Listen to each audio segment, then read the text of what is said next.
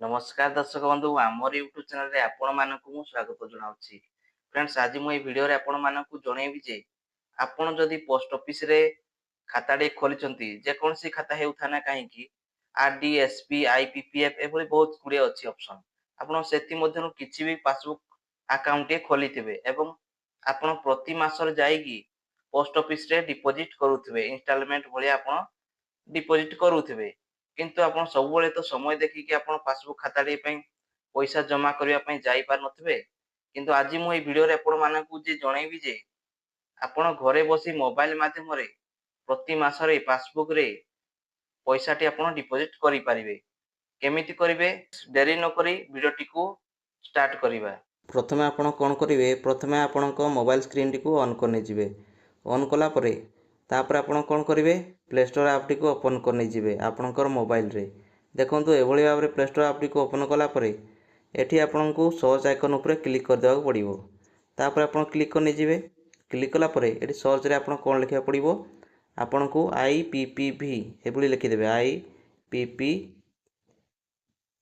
एभली लिखि देबे। देखंतु आईपीपीवी एभली लिखि सर्च कर देबे। सर्च कला परे आपणको एठी देखंतु आसी गला आईपीपीवी मोबाइल बैंकिंग एभली लिखि के आसी गला। एई ऐप टी को आपण इंस्टॉल करने जिवे काहे कि ना एटा India post payment bank LTD एटा पोस्ट ऑफिस रो ऑफिशियल साइट ऐप टी एटा याको आपण डाउनलोड करने जिवे। देखंतु एटा मु आगरु डाउनलोड कर देछि सेति पई मोर एठी ओपन लेखि के आसी जाउछि। आपणकर एठी इंस्टॉल लेखि के आसथुबो आपण सेटा को इंस्टॉल करने जिवे।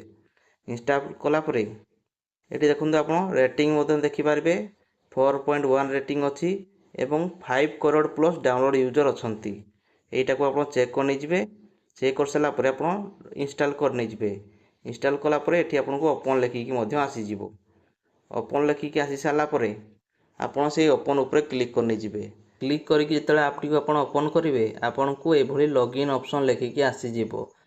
एटा कोन इंडिया पोस्ट पेमेंट बैंक एठी आपण लॉगिन नाउ ऊपर क्लिक कर देबे। जेतेबेले आपण लॉगिन नाउ ऊपर क्लिक कर देबे आपण को एभली पेज टी ओपन हे कि आसी जिवो। काहे कि एटा मु एभली देखौची आपण को काहे कि ना स्क्रीन रिकॉर्डिंग सही ऐप रे यूज करी हेउनी सेति पई मु आपण को इमेज माध्यम रे जणौची जे आपण किपरि भाव रे रजिस्ट्रेशन करिवे। देखंतु एठी क्लिक कला परे एभली वेरीफाई मोबाइल नंबर लेखि के आसी गला। आपणकर जो मोबाइल नंबर टी पासबुक खाता रे लिंक करथिबे सेही नंबर टी एठी मोबाइल रे लागि थिबा दरकार काहे कि ना सेतेबेले आपणकर mobile T automatic verify mobile number पटी हेबो। तेणु जो सिम रे आपण मोबाइल नंबर टी लिंक अछि 1 किबा 2 रे लागिछि सेतिरे आपण एठी क्लिक करने जिवे। क्लिक कला परे एभली देखंतु राइट रो आइकन अछि ता ऊपर चेक बॉक्स ऊपर क्लिक करने जिवे। क्लिक करी कि स्टार्ट एसएमएस वेरिफिकेशन ऊपर क्लिक करने जिवे। एभली क्लिक कला परे आपण को एभली वेरीफाइंग मोबाइल नंबर हेई कि तीनोटी स्टेप 3 नंबर स्टेप जाके चलिबो। देखंतु 1 2 3 हेई कि से बॉक्स भीतर अछि सेटा 3 नंबर जाके हेई जिवो। 3 नंबर हेई सला परे आपण को मोबाइल को मेसेज हेई कि ऑटोमेटिक रीडायरेक्ट हेई कि एभली पेज टी ओपन हेई जिवो। एवं एठी देखंतु रजिस्ट्रेशन लेखि के आसी जाउची।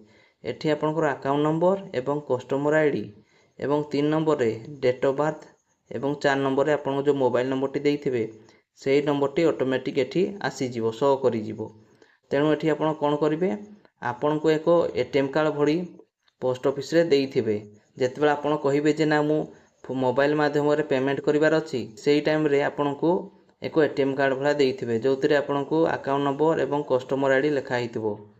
सेहितिरे आपण कोन करिवे जो अकाउंट नंबर लिखा हिची से अकाउंट नंबर टी एठी देई देबे जोठी अकाउंट नंबर लिखा हिची एवं कस्टमर आईडी जोडा लिखा हिची सेही एटीएम कार्ड देखिबे आपण सीआईएफ नंबर लिखा हिथिबो सेहीटा ही कस्टमर आईडी सेही नंबर टी एठी फिल अप कर देबे। एवं आपणकर जो डेट ऑफ बर्थ टी थिबो जो पासबुक खाता रे लिखा हिथिबो सेही डेट ऑफ बर्थ टी एठी देई देबे। कि भली देबे देखंतु से राइट साइड रे देखंतु एवं कैलेंडर भली ऑप्शन टी अछि ता ऊपर आपण क्लिक कर देबे। क्लिक कला परे एभली लेखि के आसी जिवो। आपण प्रथमे ईयर टाको क्लिक करके आपण डेट ऑफ बर्थ ईयर टी एठो चॉइस करनी जिवे एवं मास टी आपण क्लिक करके नै जिवे एवं डेट टी आपण फिक्स करनी जिवे। फिक्स कर साला परे एठी तळे देखंतु लेफ्ट साइड रे सेट लेखि के आसुची ता ऊपर आपण क्लिक करनी जिवे। क्लिक कर साला परे आपण कोन करिवे तळे देखंतु राइट साइड रे रजिस्टर लेखि के आसुची ता ऊपर आपण क्लिक करनी जिवे। ଯେତେବେଳେ ଆପଣ ତା ଉପରେ କ୍ଲିକ୍ କରିଯିବେ ଆପଣଙ୍କ ମୋବାଇଲରେ ଏଭଳି ପେଜ୍ଟି ଓପନ୍ ହେଇକି ଆସିଯିବ। ତାପରେ ଏଠି କ'ଣ କରିବେ ଦେଖନ୍ତୁ ସେଟ୍ ଏମ୍ ପିନ୍ ଲେଖିକି ଆସୁଛି।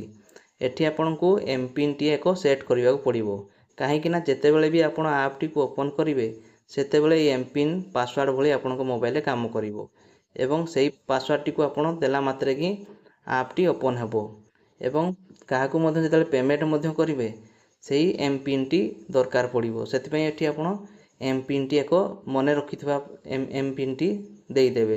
ଦେଖନ୍ତୁ ଏଠି ନ୍ୟୁ ଏମ୍ ପିନ୍ ଲେଖୁଛି ଏବଂ 4 ଡିଜିଟ୍ର ଏମ୍ ପିନ୍ ଏଠି ମାଗୁଛି। ଆପଣ ଏଠି ନ୍ୟୁ 4 ଡିଜିଟ୍ର ଏମ୍ ପିନ୍ ଦେଇଦେବେ ଏବଂ ତା ତଳେ ରି ଏଣ୍ଟର ଏମ୍ ପିନ୍ ଆଉ ଥରେ କନଫର୍ମେସନ୍ ପାଇଁ ଏମ୍ ପିନ୍ଟି ଏଠି ଦେଇଦେବେ। ଦେଇସାରିଲା ପରେ ଆପଣ ଏଠି କ'ଣ କରିବେ ଅଟୋମେଟିକ୍ ରିଡାଇରେକ୍ଟ ହେଇକି ଏଭଳି ପେଜ୍ଟି ଆସିଯିବ।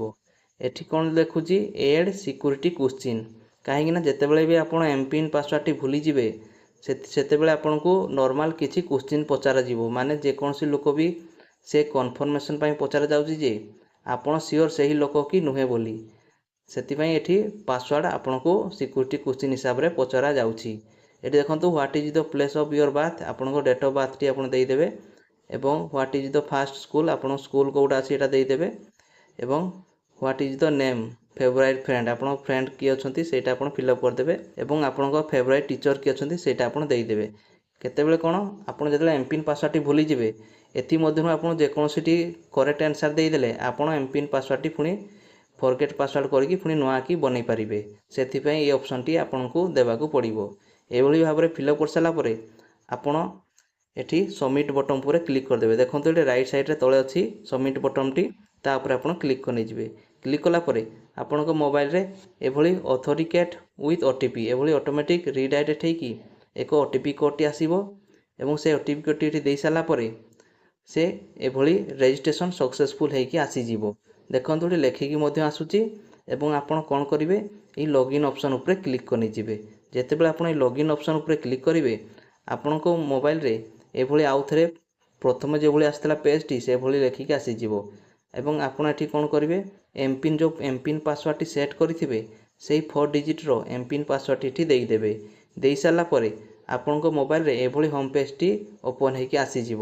ଆପଣଙ୍କ ନାଁ ଏବଂ ଆପଣଙ୍କର ଆକାଉଣ୍ଟରେ କେତେ ଟଙ୍କା ଅଛି ଏବଂ ସେଭିଂ ଆକାଉଣ୍ଟ ନମ୍ବର 4 ଡିଜିଟ୍ ଆସିଯିବ ଏବଂ ଦେଖନ୍ତୁ ଏଠି ଫଣ୍ଡ ଟ୍ରାନ୍ସଫର୍ ଏଠି ଆସୁଛି UPI ସର୍ଭିସ୍ ଏଭଳି ଅପସନ୍ ଆସିଯାଉଛି। ଆପଣ ଦେଖନ୍ତୁ ଲେଫ୍ଟ ସାଇଡ଼୍ରେ 3ଟା ଗାର ଅଛି, ତା ଉପରେ ଯେତେବେଳେ ଆପଣ କ୍ଲିକ୍ କରିଯିବେ ଆପଣଙ୍କୁ ଏଭଳି ପେଜ୍ଟି ଆସିଯିବ। ଏଠି ହୋମ୍ ମାଇ ପ୍ରୋଫାଇଲ୍ ଚେଞ୍ଜ ଏମ୍ ପିନ୍ ଅଛି। ଆପଣ ଏମ୍ ପିନ୍ ଯଦି ମନେ ଅଛି ତାହେଲେ ଚେଞ୍ଜ ଏମ୍ ପିନ୍ ଉପରେ କ୍ଲିକ୍ କରିକି ଆପଣ ମନେ ରଖିଥିବା ଏମ୍ ପିନ୍ଟି କ୍ଲିକ୍ କରିକି ଆପଣ ନୂଆ ଏମ୍ ପିନ୍ ସେଟ୍ କରିପାରିବେ। ଏବଂ ଏଠି ଦେଖନ୍ତୁ ଆକାଉଣ୍ଟ ଅପଗ୍ରେଡେସନ୍ ଅଛି ଏବଂ କଣ୍ଟାକ୍ଟ US ସିକ୍ୟୁରିଟି କ୍ୱେଶ୍ଚିନ୍ ଏବଂ ଫିଙ୍ଗରପ୍ରିଣ୍ଟ ଲଗ୍ଇନ୍।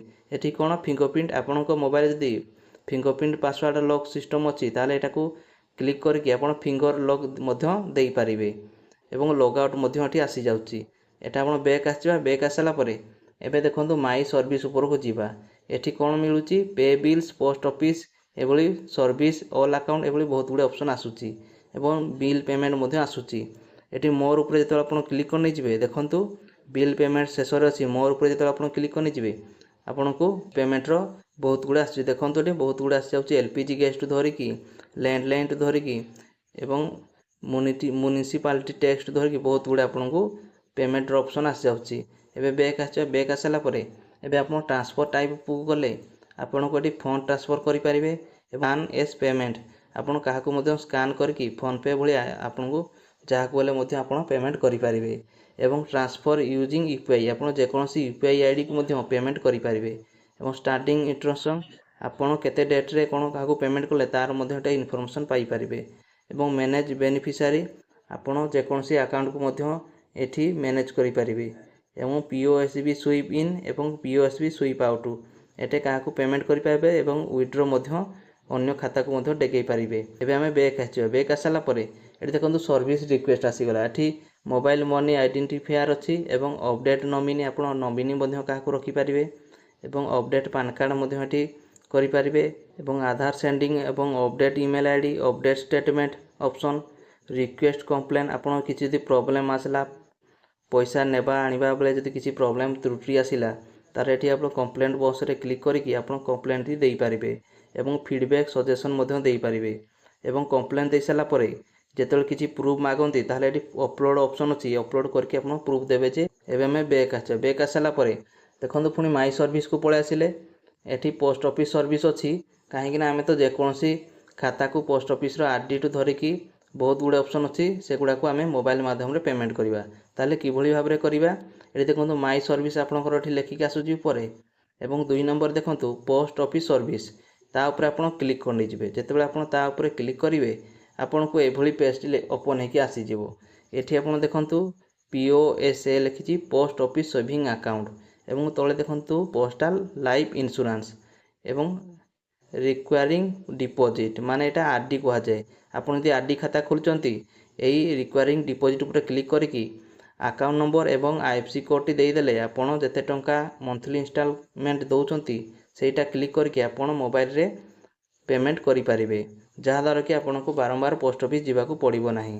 ଏବଂ PPF ଦେଖନ୍ତୁ, ପବ୍ଲିକ୍ ପ୍ରୋଭିଡେଣ୍ଟ ଫଣ୍ଡ, PPF ମଧ୍ୟ ଦେଇପାରିବେ। ଏଇଟା ସେପାରେଟ୍ ଅଲଗା ଅଲଗା ଅଛି, ଏବଂ ସୁକନ୍ୟା ସମୃଦ୍ଧି ଆକାଉଣ୍ଟ ଏବଂ ସେପାରେଟ୍ ଅଲଗା ଅଛି। ଆପଣ ଯେଉଁ ଖାତା ଖୋଲୁଛନ୍ତି ସେଇ ଖାତା ଉପରେ ଆପଣ ଲେଖା ଉପରେ କ୍ଲିକ୍ କରିକି ଆପଣ ପେମେଣ୍ଟଟି କରିପାରିବେ। ଏଭଳି ଭାବରେ ଆପଣ ଘରେ ବସି ମୋବାଇଲରେ ପୋଷ୍ଟ ଅଫିସ୍ର ଯେକୌଣସି ଖାତା ହେଇଥାଉ ନା କାହିଁକି ଆପଣ ମୋବାଇଲ ମାଧ୍ୟମରେ ପେମେଣ୍ଟ କରିକି ସୁବିଧା ପାଇପାରିବେ। ଫ୍ରେଣ୍ଡସ୍, ଏଭଳି ଛୋଟ ଇନଫର୍ମେସନ୍ ଯଦି ଭଲ ଲାଗେ ଚ୍ୟାନେଲଟିକୁ ଲାଇକ୍, ସେୟାର, ସବସ୍କ୍ରାଇବ୍ କରିବାକୁ ଜମା ଭୁଲିବେନି। ଫ୍ରେଣ୍ଡସ୍, ଦେଖା ହେବ ଆଉ ଏକ ନୂଆ ଭିଡ଼ିଓରେ। ଧନ୍ୟବାଦ।